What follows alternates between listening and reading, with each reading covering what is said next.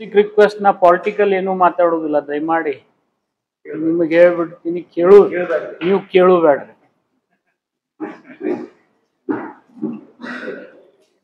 Pertaining to ಕೋಲಾರದ್ದು ನನ್ನ ಮತಕ್ಷೇತ್ರದ ಕೋಲಾರ ತಾಲೂಕು ಹೆಚ್ಚು ಕಡಿಮೆ ಮುಳುಗಡೆ ಆಗಿ 25 ವರ್ಷ ಗತಿಸ್ತಾ ಇದೆ. ಆ ಹಿನ್ನೆಲೆಯಲ್ಲಿ ಆ ಮುಳುಗಡೆ ಆಗಿರ್ತಕ್ಕಂಥ 25ನೇ ವರ್ಷದ ಕಾರ್ಯಕ್ರಮವನ್ನ ನಾಳೆ 23ನೇ ತಾರೀಕಿಗೆ ರಾಜ್ಯದ ಉಪಮುಖ್ಯಮಂತ್ರಿಗಳು ನೀರಾವರಿ ಮಂತ್ರಿಗಳು ಬಂದು ಕೆಲವು ಅಡಿಗಲ್ಗಳನ್ನ ಹಾಕ್ತಾರೆ, ಕೆಲವು ಉದ್ಘಾಟನೆಗಳನ್ನ ಮಾಡ್ತಾರೆ. ಹೆಚ್ಚು ಕಡಿಮೆ ಒಂದು 100 ಕೋಟಿ ಕಾರ್ಯಕ್ರಮಗಳನ್ನ ಅವತ್ತು ಚಾಲನೆ ಕೊಡ್ತಾ ಇದ್ದಾರೆ. ಇದ್ರ ಹಿನ್ನೆಲೆ ಏನಪ್ಪಾ ಅಂತಂದ್ರೆ ನಾಳೆ ಉಪಮುಖ್ಯಮಂತ್ರಿಗಳು ಬಂದಾಗ ಈಗಾಗಲೇ ಮುಖ್ಯಮಂತ್ರಿಗಳಿಗೆ ಮತ್ತು ಉಪಮುಖ್ಯಮಂತ್ರಿಗಳಿಗೆ ನಾವು ಒಂದು ಮನವಿಯನ್ನ ಮಾಡ್ಕೊಳ್ತಾ ಇದ್ವಿ. ಏನಪ್ಪಾ ಅಂದ್ರೆ ಆಲ್ಮಟ್ಟಿ ಅಣೆಕಟ್ಟಿನ ಗೇಟ್ ಅನ್ನ ಎತ್ತರ ಮಾಡಿದ್ರೆ ಯಾವುದೇ ತಕರಾರು ಇಲ್ಲ ಅಂತ ಹೇಳಿ ಸಲಹೆಗಳನ್ನ ಕಾನೂನಿನ ತಜ್ಞರು ಕೊಟ್ಟಿದ್ದಾರೆ. ಈಗಾಗಲೇ ಅದ್ರ ಬಗ್ಗೆ ಚಿಂತನೆ ಕೂಡ ಮಾಡ್ತಾ ಇದ್ದಾರೆ. ಅಕಸ್ಮಾತ್ 1 ಮೀಟರ್ ಅನ್ನ ಹೆಚ್ಚು ಮಾಡಿದ್ರೆ ನಮ್ಮ ಬಿಜಾಪುರ ಬಾಗಲಕೋಟೆ ಜಿಲ್ಲೆಗೆ ಅತಿ ಹೆಚ್ಚಿನ ಲಾಭ ಆಗ್ತದೆ. ಯಾಕಂದ್ರೆ ನಮಗೆ ಸ್ಕೀಮ್ ಎ ಮತ್ತು ಬಿ ಅಂತ ಹೇಳಿ ಮಾಡಿ ಬಹಳಷ್ಟು ದೊಡ್ಡ ಅನಾಹುತವನ್ನ ಮಾಡಿ ನಮಗೆ ನಮ್ಮ ಪಾಲಿನ ನೀರನ್ನ ಸಿಗದೇ ಇರತಕ್ಕಂಥ ಸ್ಥಿತಿಯಲ್ಲಿ ಬಹುದಿನಗಳಿಂದ ನಾವು ಸಾಕ್ತಾ ಇದ್ದೀವಿ. ಉದಾಹರಣೆಗೆ 80 TMC ಬರ್ಬೇಕು ನಮ್ಮ ಸ್ಕೀಮ್ ಬಿ ನಲ್ಲಿ. ಅದು ಸರ್ವೋಚ್ಚ ನ್ಯಾಯಾಲಯದಲ್ಲಿ ವ್ಯಾಜ್ ಇದೆ ಅಂತ ಹೇಳಿ ಗೆಜೆಟ್ ನೋಟಿಫಿಕೇಶನ್ ಕೇಂದ್ರ ಸರ್ಕಾರ ಮಾಡ್ತಾ ಇಲ್ಲ. ದುರ್ದೈವಶ ನಮ್ಮ ಎಂಪಿಗಳು ಕೂಡ, ರಾಜ್ಯದ ಎಂಪಿಗಳು ಕೂಡ ಅದ್ರ ಬಗ್ಗೆ ಕೇಂದ್ರ ಸರ್ಕಾರದ ಗಮನ ಸೆಳೀತಾ ಇಲ್ಲ. ಮತ್ತು ರಾಜ್ಯ ಸರ್ಕಾರ ಪದೇ ಪದೇ ಕೇಂದ್ರ ಸರ್ಕಾರಕ್ಕೆ ಮನವಿ ಮಾಡ್ತದೆ. ಮಾನ್ಯ ಮುಖ್ಯಮಂತ್ರಿಗಳು ಉಪಮುಖ್ಯಮಂತ್ರಿಗಳು ಕೂಡ ಮೊನ್ನೆ ಒಂದು ನಿಯೋಗ ತಗೊಂಡೋಗಿ ಕೇಂದ್ರದ ನೀರಾವರಿ ಸಚಿವರನ್ನ ಮನವಿ ಮಾಡಿದ್ರು ಕೂಡ ಆಂಧ್ರದವರು ಬರಲಿಲ್ಲ ಆ ಮೀಟಿಂಗಿಗೆ. ಆ ವಿಷಯದ ಹಿನ್ನೆಲೆಯಲ್ಲಿ ಈಗಾಗಲೇ ನಿಮ್ಮ ರೈತ ಸಂಘದವರು ಕೂಡ ಒತ್ತಡ ಮಾಡ್ತಾ ಇದ್ದಾರೆ. ಆಲ್ಮಟ್ಟಿ ಅಣೆಕಟ್ಟಿನ ಗೇಟ್ ಅನ್ನ ಹಾಕಿ ಹೆಚ್ಚಿಗೆ ನೀರು ನಿಲ್ಲಿಸಿ ಆ ನೀರನ್ನ ಸ್ವಲ್ಪ ಮಟ್ಟಿಗಾದ್ರೂ ಬಿಜಾಪುರ ಜಿಲ್ಲೆಗೆ ಕೊಡಿ. ಅಕಸ್ಮಾತ್ 1 ಮೀಟರ್ ಹೆಚ್ಚಿಗೆ ಮಾಡಿದ್ರೆ ಒಂದು 25ರಿಂದ 30 TMC ನೀರು ಸಿಗ್ತದೆ ನಮ್ಗೆ 80ರಲ್ಲಿ. ಆ 30 TMC ನೀರು ಸಿಕ್ಕರೆ ಅದು ನಮ್ಮ ಜಿಲ್ಲೆಗೆ ಅನುಕೂಲ ಆಗ್ತದೆ. ಮತ್ತು ಹೆಚ್ಚು ಕಡಿಮೆ ಒಂದು 22ರಿಂದ 25 ಸಾವಿರ ಎಕರೆ ಜಮೀನು ಮುಳುಗಡೆ ಮಾಡಿದ್ರೆ ಆ 521ಗೆ ಎಷ್ಟು ಬೇಕಾಗ್ತದೆ ಅಷ್ಟು ಕಾಂಪೆನ್ಸೇಷನ್ ಕೊಡ್ತಕ್ಕಂಥದ್ದು ಅವಕಾಶ ಇದೆ. ಕೇವಲ ಒಂದು 22 ಸಾವಿರ ಎಕರೆ ಜಮೀನು ನೀರಾವರಿ ಮುಳುಗಡೆ ಆಗ್ತದೆ.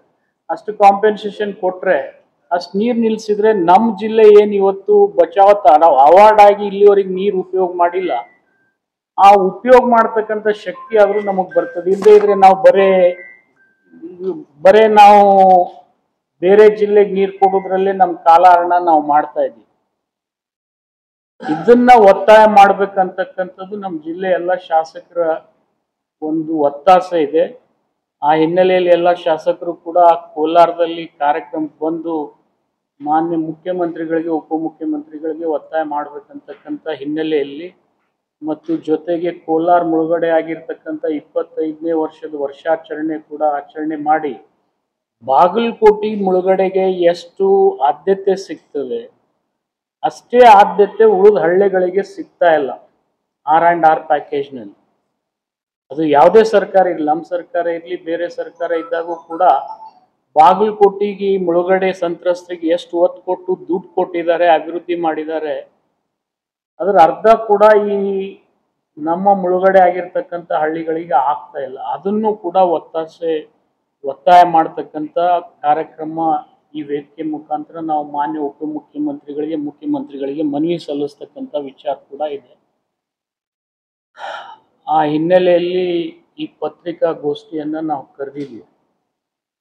ಈ ಸಂದರ್ಭದಲ್ಲಿ ಎಲ್ಲ ರೈತ ಸಂಘಟನೆಗಳಿಗೆ, ಜಿಲ್ಲೆ ರೈತರಿಗೆ ನಾವು ಒತ್ತಾಯ ಮಾಡ್ತಕ್ಕಂಥದ್ದಿಷ್ಟೇ, ನಾವು ಕೂಡ ಈ ಕಾರ್ಯಕ್ರಮಕ್ಕೆ ಭಾಗಿಯಾಗಿ ಮಾನ್ಯ ಮುಖ್ಯಮಂತ್ರಿಗಳಿಗೆ, ಉಪಮುಖ್ಯಮಂತ್ರಿಗಳಿಗೆ ಮನವಿಯನ್ನು ಸಲ್ಲಿಸಿ ಒತ್ತಾಯ ಮಾಡಿದರೆ ಜಿಲ್ಲೆಗೆ ಸಹಾಯ ಆಗ್ತದೆ ಅಂತಕ್ಕಂಥದ್ದು ನಮ್ಮ ಜಿಲ್ಲಾ ಸಚಿವರು, ಶಾಸಕರು ಎಲ್ಲರೂ ಕೂಡ ಒತ್ತಾಯ ಮಾಡ್ತೀವಿ.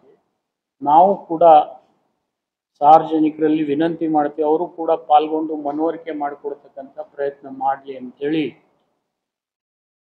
ಈ ಸಭೆಯನ್ನು ನಾವು ಕರೆದಿದ್ದೀವಿ.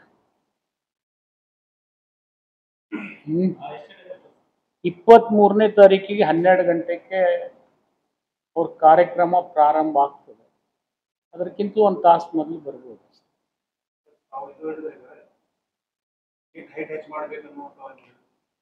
ಇದು ಎರಡು ವಿಷಯ. ಒಂದು, ಈಗ ಅದೇನು ಗೆಜೆಟ್ ನೋಟಿಫಿಕೇಶನ್ ಅದಕ್ಕೆ ಏನಾರ ವ್ಯತಿರಿಕ್ತ ಆಗ್ತದೋ ಇಲ್ಲೋ ಒಂದು ಇದು ಎಕ್ಸ್ಪರ್ಟ್ ಆಗುವುದಿಲ್ಲ ಅಂತ ಹೇಳಿದ್ರೆ ಸರ್ಕಾರ ಎಕ್ಸ್ಪರ್ಟ್ಗಳು, ಲೀಗಲ್ ಎಕ್ಸ್ಪರ್ಟ್ಗಳು ಸರ್ಕಾರಕ್ಕೆ ಗಮನ ತಂದಾರೋ ಇಲ್ಲೋ, ಅಥವಾ ಇವತ್ತೇ ತಂದರೋ ಅಥವಾ ಹಳ್ಳಿ ಮೊದಲು ಹೆಂಗೂ ತಂದಿಲ್ಲ, ಯಾವುದೇ ಕಂಪ್ನಿ ಇವತ್ತೇ ರಾತ್ರಿ ಯಾವಾಗ ಗೊತ್ತಾಯ್ತು ಅವ್ರಿಗೆ? ಇದು ವಿಷಯ ಇವತ್ತೇ ಆಗಿಲ್ಲ, ಇದು ಫಾರ್ ಡೆಕೆಡ್ಸ್. ಅವ್ರಿಗೆ ಇವತ್ತೇ ಗೊತ್ತಾಯ್ತು ಒಂದು 10 ದಿವಸದಿಂದ ಮುಖ್ಯಮಂತ್ರಿಗಳು ಒಂದು ಸಭೆ ಕರೆದಿದ್ರು. UKPಗೆ ಸಂಬಂಧಪಟ್ಟಾಗೆ ಎಲ್ಲ ಶಾಸಕರು, ನಮ್ಮ ಬಿಜಾಪುರ ಜಿಲ್ಲೆ ಅಷ್ಟೇ ಅಲ್ಲ, ಎಲ್ಲ ಶಾಸಕರು, ಸಚಿವರು ಸಭೆ ಕರೆದಿದ್ರು. ನಮ್ಮ ಲೀಗಲ್ ಎಕ್ಸ್ಪರ್ಟ್ ಆದಂಥ ಮೋಹನ್ ಕಾತ್ರಕಿಯವರು ಆ ಸಭೆಯಲ್ಲಿ ಇದ್ರು. ಅವರು ಒಂದು ಮಾತನ್ನು ಏನು ಹೇಳಿದ್ರು ಅಂದರೆ, ನಾವು ಮೇಲಿಂದ ಮೇಲೆ ಸುಪ್ರೀಂ ಕೋರ್ಟಿಗೆ ವಿನಂತಿ ಮಾಡ್ತಾ ಇದ್ದೀವಿ, ಕೇಸ್ ಹಿಯರ್ ಮಾಡಿ ಡಿಸ್ಪೋಸ್ ಮಾಡಿ ಅಂತೇಳಿ. ಆದರೆ ಇನ್ನೂವರೆಗೆ ಅವರು ಡೇಟು ಕೊಡ್ತಾ ಇಲ್ಲ, ಹಿಯರು ಮಾಡ್ತಾ ಇಲ್ಲ. ಮತ್ತು ಬೇರೆ ರಾಜ್ಯಗಳು ಆಕ್ಟಿವ್ ಆಗಿ ಪಾರ್ಟಿಸಿಪೇಟ್ ಮಾಡಿ ಇದನ್ನ ನಿರ್ಣಾಯಕ ಹಂತಕ್ಕೆ ತೆಗೆದುಕೊಂಡು ಹೋಗ್ತಕ್ಕಂಥ ಉತ್ಸುಕತೆಯನ್ನು ತೋರ್ತಾ ಇಲ್ಲ. ಅದಕ್ಕೆ ಗೇಟನ್ನು ಎತ್ತರ ಮಾಡಿದರೆ ನಮಗೆ ಯಾವುದೇ ಬಾಧ್ಯತೆ ಇಲ್ಲ ಅಂತೇಳಿ ಅಂತಕ್ಕಂಥ ಅಭಿಪ್ರಾಯ ಅವರು ವ್ಯಕ್ತಪಡಿಸಿದ್ದಾರೆ. ಇದನ್ನ ಮಾನ್ಯ ಮುಖ್ಯಮಂತ್ರಿಗಳ ಎದುರಿಗೆ, ಉಪಮುಖ್ಯಮಂತ್ರಿಗಳ ಎದುರಿಗೇನೆ ವ್ಯಕ್ತಪಡಿಸಿದ್ದಾರೆ. ಆ ಹಿನ್ನೆಲೆಯಲ್ಲಿ ಇದನ್ನ ಒತ್ತಾಯ ಮಾಡ್ತಕ್ಕಂಥದ್ದು ಅನಿವಾರ್ಯ.